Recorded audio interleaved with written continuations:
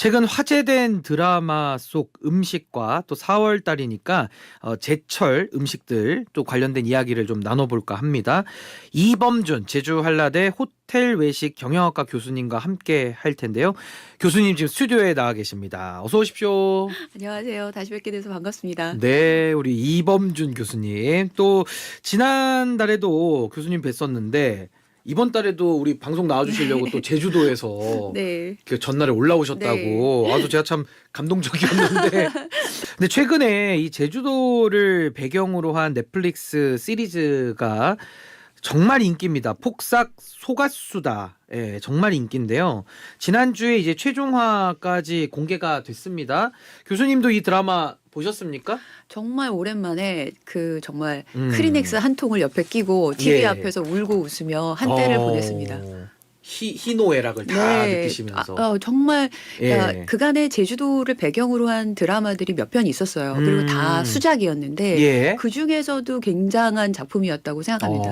이 작가분의 전작이 동백꽃 필 무렵이라고 예. 거든요. 그래서 임상춘 작가 특유의 그런 인간미 넘치는 서사. 야하. 그러고 감독님이 아마 미생 아저씨 이거 하셨던 예. 김원석 감독님이실 거예요. 예. 그래서 그 감독님이 또 펼치는 몰입도 높은 그런 장면 야. 이런 것들이 굉장히 감동적이었어요. 감동적이고. 네, 좋은 드라마예요. 이 드라마에는 또 식사하는 장면도 좀 나옵니다. 우리 식품영양학 박사이신 우리 교수님 보시기에 제주도에 또 식문화가 있잖아요. 네네. 좀 잘 반영됐다고 보십니까?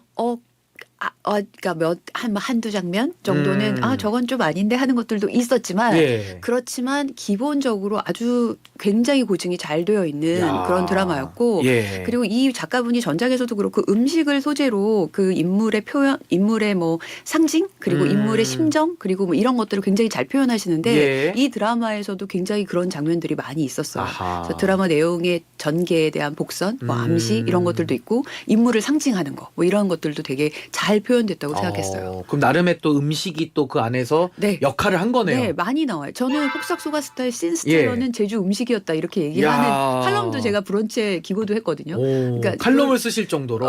네, 그 인상이 야. 깊었어요, 많이. 그러면 우리가 이제 제주도의 뭐 식문화, 전통적인 식문화 우리가 좀 익숙치는 않다 보니까 이게 육지에서 먹는 것과 좀 다른 점이 있을 것 같은데. 굉장히 달라요. 그러니까 말씀하신 대로 이게 화산회토를 토양으로 기본적으로 하기 때문에 예. 농사가 기본적으로 척박했죠. 날씨도 변화무쌍하고 농사 지을 물도 부족했고 그런 것도 있었고 예. 또 이게 섬이잖아요.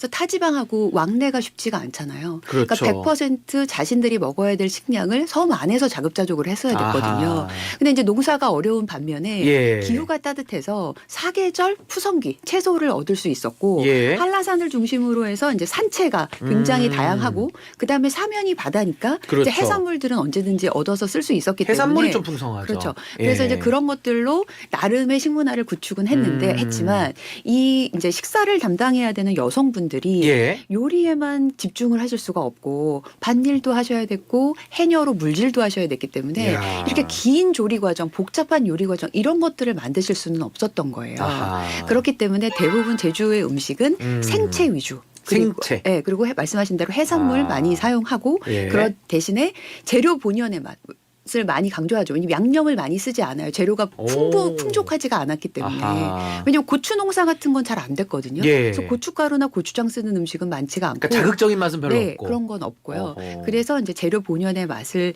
한 단순하고 소박한 음식인 것이 제주 음식의 특징입니다. 그럼 좀 빨리 해먹기도 좀 간단한 요리들도 많겠어요. 그렇죠. 그러니까 조리를 복잡하게 하지 않아요. 네. 오래 끓이거나 그런 음식은 많이 없고요. 아. 재료가 이렇게 조리 과정이 복잡한 것들은 잘 간단하게 없습니다. 네. 맛있게 먹을 수 네. 있는 그런 부분들이 많다는 말씀이시고 우리 백사자 머리님도 의견 주셨는데 제주도에서 서울까지 오신 열정 교수님께 감동 보냅니다.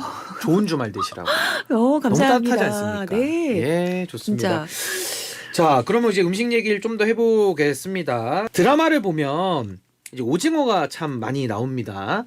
남자 주인공이 오징어 배를 타서 돈을 벌다가 오징어 배 선장이 되기도 하고요.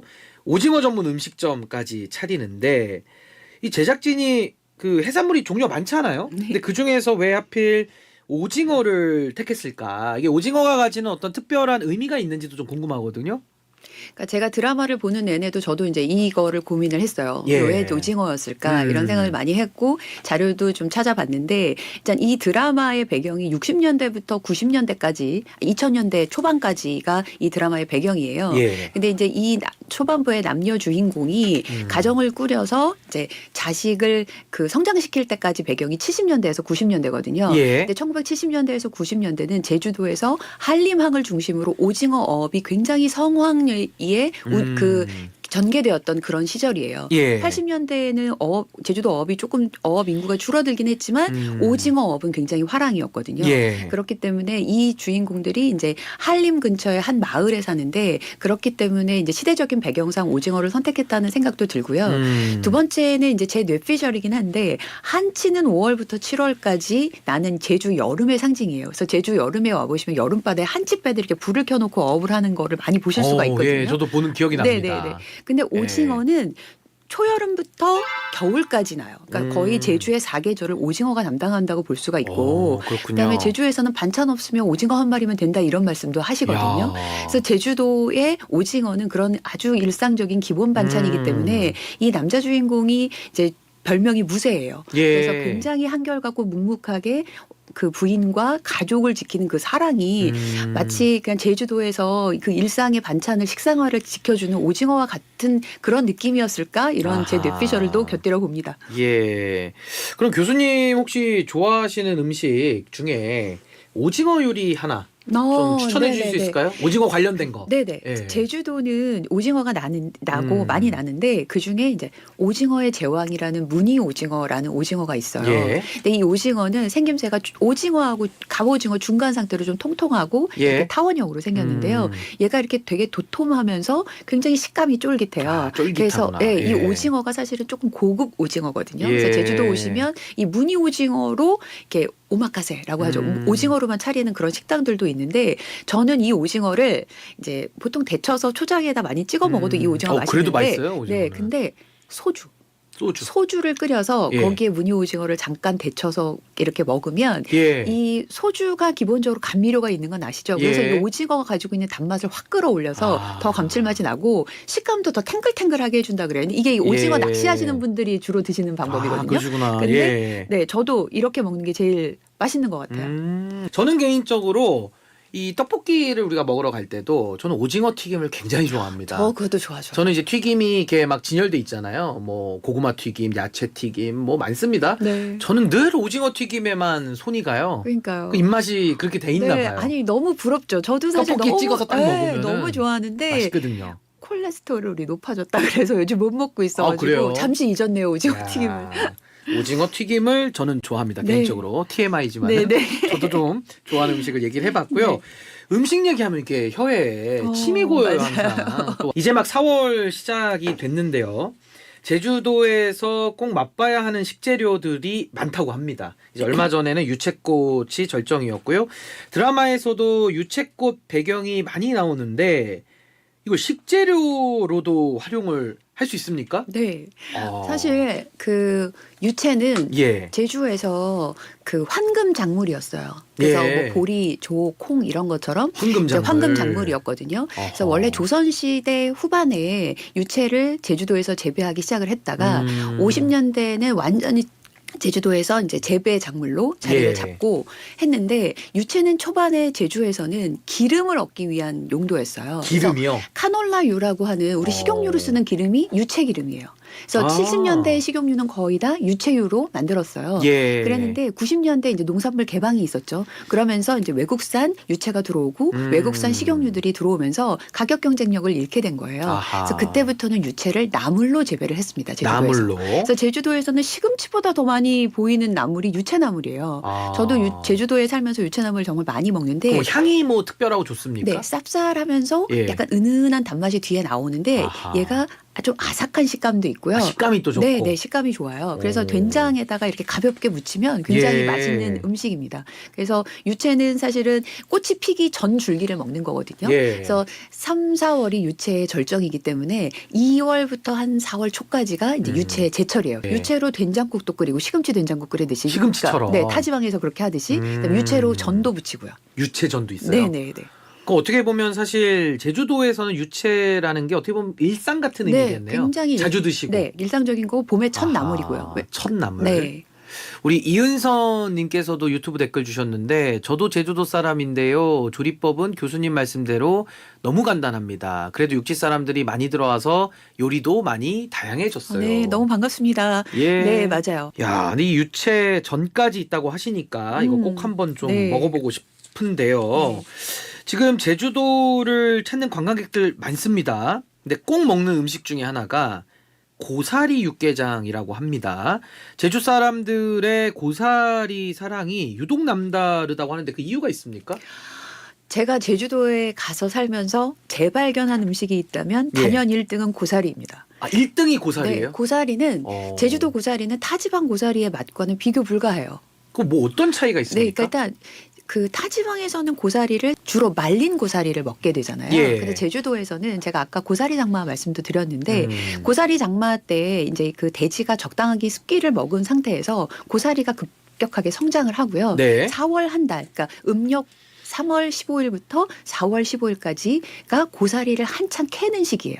그래서 제주 제사상에는 고사리가 항상 올라가야 되거든요. 항상 올라가요. 그래서 예. 제주 부녀자들이 겨울철에 김장을 하듯이 이른 봄, 그러니까 4월 한 달 동안 1년 동안 먹을 고사리를 다 준비해 놓는 게 연례 행사예요. 예. 그래서 제주도 고사리에 대한 제주도 분들의 사랑을 나타내는 말이 몇 가지 있는데 어떤 말이 예를 있습니까? 들면 이제 4월에 산에서 딴 고사리로 만든 반찬은 소고기 반찬이랑도 안 바꾼다 이런 말씀도 있고요. 그 다음에 또 제주도 고사리 명당은 딸이나 며느리한테도 안 알려준다. 그러니까 야. 제주도 분들은 자신들이 고사리를 캐는 명당 자리가 다 하나씩 있으세요. 그런 군락지를 하나씩 알고 계시거든요. 예. 그래서 이제 그런 데서 고사리를 캐시는데 제주도 고사리는 말리기 전에 또 이제 끓는 물에 살짝 데쳐서 예. 고사리는 절대로 생으로 드실 수는 없고요. 독성분이 있어서 이제 끓는 물에 살짝 데쳐서 돼지고기랑 궁합이 또 그렇게 좋아요. 돼지고기요? 네, 그래서 제가 처음 먹었던 고사리는 돼지고기 두루치기를 먹는데 한쪽에 김치를 이렇게 돼지고기 구울 때 육지에서 먹는 것처럼 고사리를 한쪽에 놓고 야. 같이 이렇게 구워서 먹기도 하는데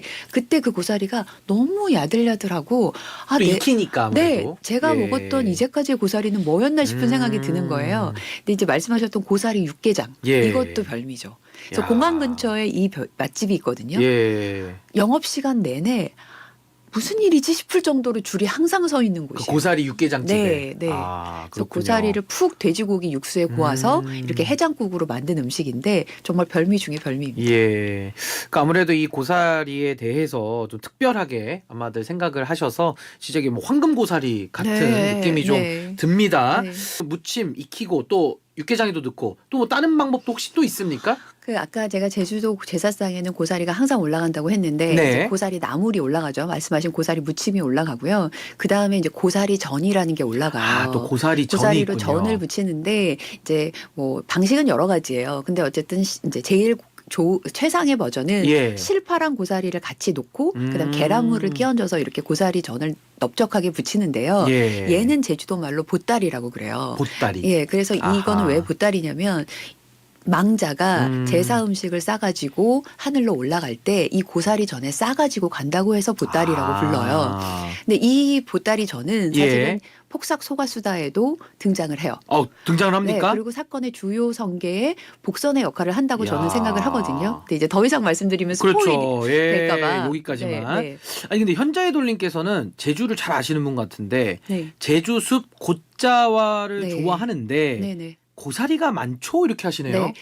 고사리가 이제 한라산에서도 많이 나고 곶자월에서도 많이 나고요. 그다음에 곶자월 고사리가 사실은 맛이 가장 좋다고 하죠. 야. 그리고 이 시기에 곶자월에 그렇군요. 가서 캐시는 고사리가 억세지 않고 맛이 제일 좋을 때입니다. 제일 좋을 때 네. 지금이 제일 좋을 때고요. 지금이 제철이에요. 우리 지금 김일웅님께서는 배고파요 고문을 그만하세요 교수님. 이게 이제 막 상상이 되다 보니까 네네네네. 힘이 쏟아지셔가지고 네. 고문 어떡하죠? 같다. 계속 그 이런 얘기를 아주 해야 강렬한 되는데. 표현까지도 감사드리고요.